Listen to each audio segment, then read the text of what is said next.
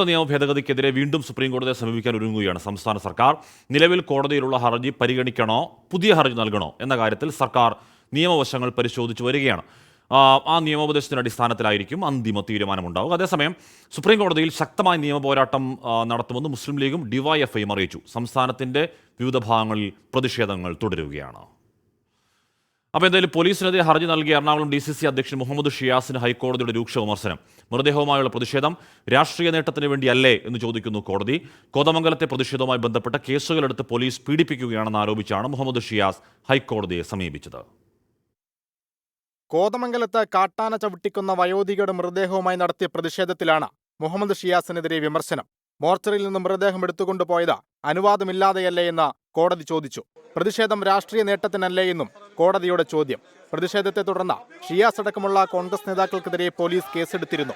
എന്നാൽ ഈ കേസുകൾ തന്നെ പീഡിപ്പിക്കാനാണെന്ന് ചൂണ്ടിക്കാണിച്ച ഷിയാസ് നൽകിയ ഹർജി പരിഗണിക്കവെയാണ് കോടതി വിമർശനം ഉന്നയിച്ചത്.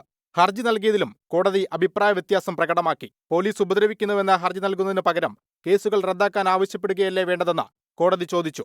ഹർജി വ്യാഴാഴ്ച വീണ്ടും പരിഗണിക്കും. 24 കൊച്ചി.